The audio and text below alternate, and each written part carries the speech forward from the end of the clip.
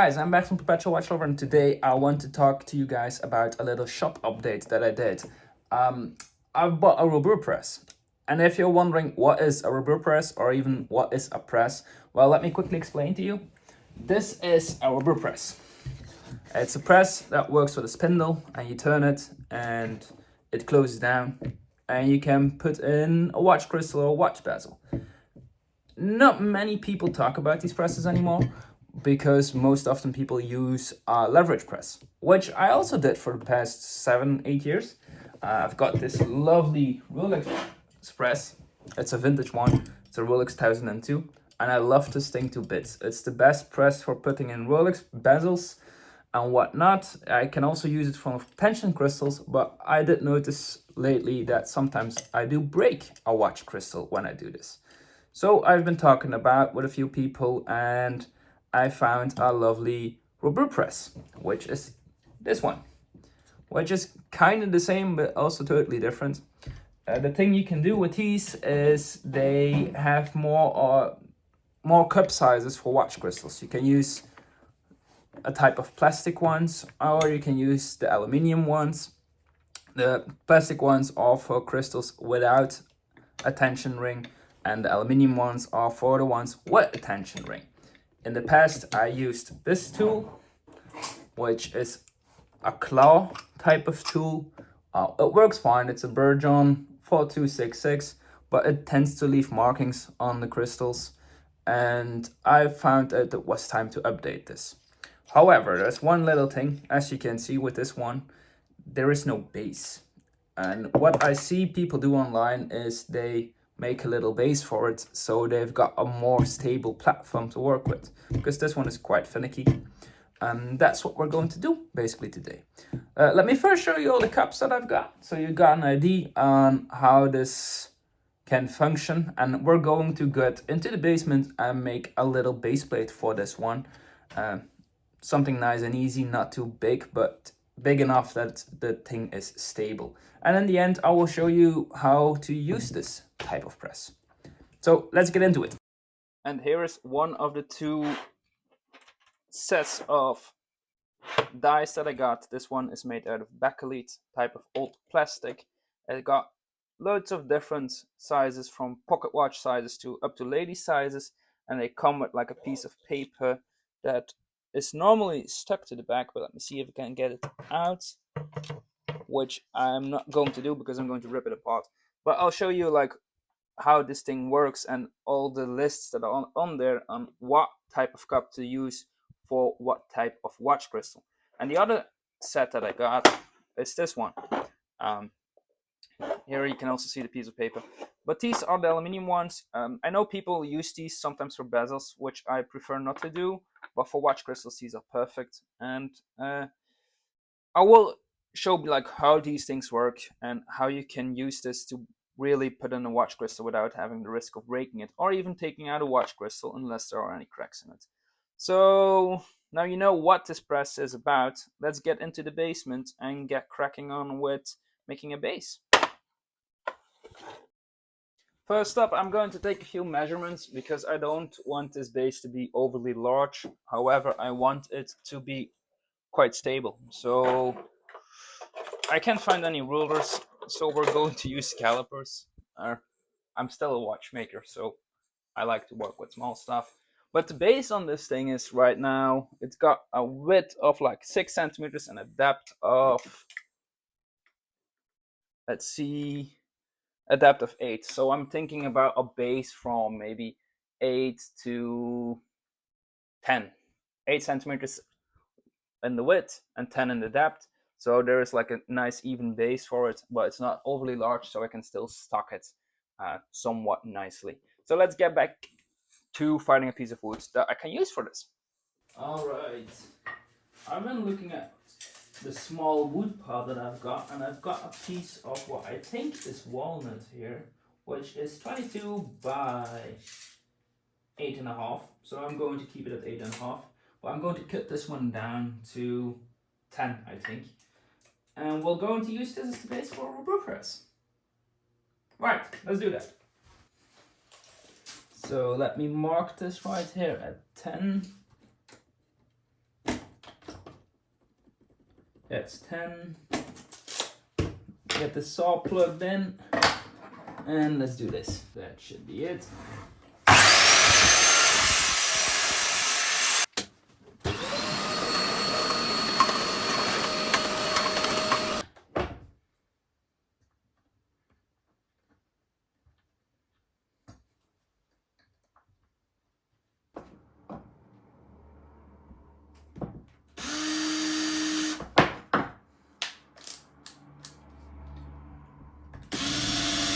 Going to put in like a recess at the bottom so the screws sit nicely.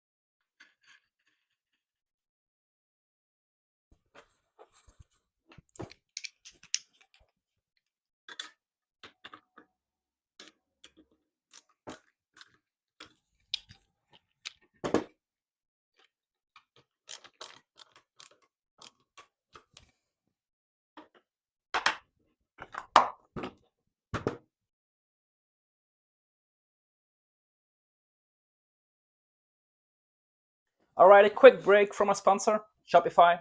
I've been using Shopify since 2019, and I have to admit it, like without Shopify, I would have probably not be selling vintage watches right now, and I would be probably living a consulting life, which is also fine. But I mean, Shopify made my life possible.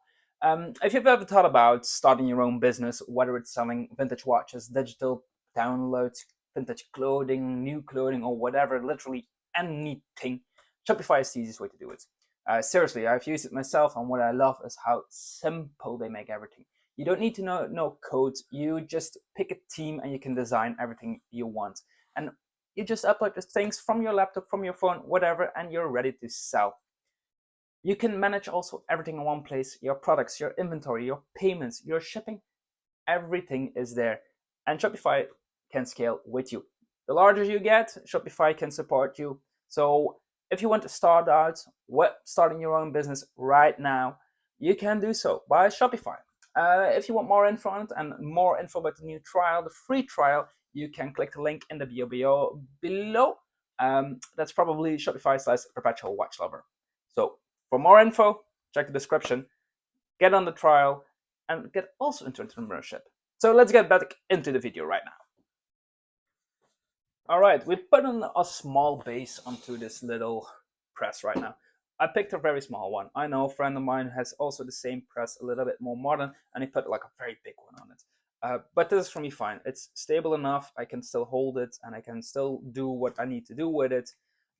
Yet it doesn't take up a big load of space in my shop, which I love. So now I'm going to show you how to use this. I'm going to pick two watches, one with a regular crystal and one with a tension crystal, so I can show you how to use this little beauty of a tool. So first up, I've got an Amiga case here and the original Amiga crystal that I pushed out a little while ago, and how to put your crystal in.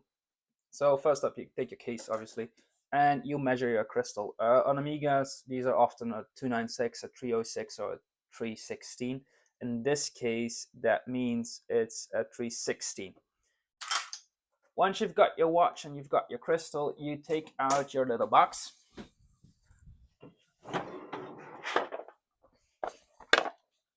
The little box.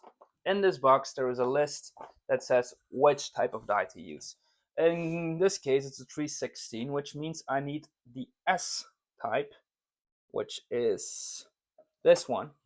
So you can see, I'm not sure if you can see it, there's an S standing in this. And you also need the base, which is I don't know, a weird shape of an eye or something. Anyways, you put in the base, you put in the die, screw this up a little bit, put the crystal on your watch, make sure your watch is supported nicely. In this case, I'm going to do it like this. Make sure to level it about a bit. You could put a piece of plastic in between this, like a little Ziploc bag or something, but since this is already an old crystal, I'm not going to bother. And you just press it right in. Sometimes you will hear it click, sometimes you don't. In this case, I did not. But she is seated nicely, as you can see. Crystal is in the watch, went effortless, did not even need to put any pressure into it. The other type of crystal. So for the other type of crystal, I was searching for some type of case, and I found a chronograph case here, some vintage 1950s probably. These usually don't have tension rings, so they've got regular crystals. And this is the crystal. This is the old one. I should replace it with a new one once I finish the service. But same procedure basically. You take your crystal or you measure the inside of your case. In this case, that is about a 312. This is also a different box. This is the big box that you need to use with the plastic ones. 312 in this case, if I'm going to check for 312. 312 means that I need the 7 and the 14. The 14 is the one for the upper die, and the 7 is the soft one. That's this one. Got a bit of felt on it to support the crystal. And let me show you how to use this. First up, you put the felt one at the bottom. You put the round one at the top. You grab your watch case and you put this over your die. You put the crystal in and gently start putting in some pressure on the crystal. What this does is it gives the crystal a bit more of a bow to it, making the sides come in, making your crystal basically a little bit smaller. Kind of comparable to what heat shrinkage does, heat and cold shrinkage does when people want to put metal pieces together. Anyways, you put some light pressure onto it, you put the case in, and you just push it up. Make sure you align this. I did not put enough pressure yet. This should be sufficient.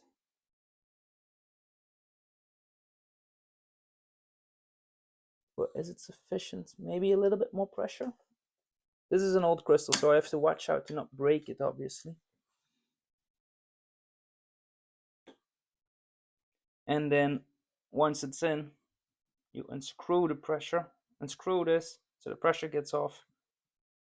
And if everything went all right, you've got a crystal that's seated nicely. So that's how to use this piece of kit. I hope you found this video kind of useful or entertaining or whatever. And if you got any tips or other things you want to see in the shop or about watches, leave a comment below. And if you really want to help us out, you can always give us a subscribe kind of thing.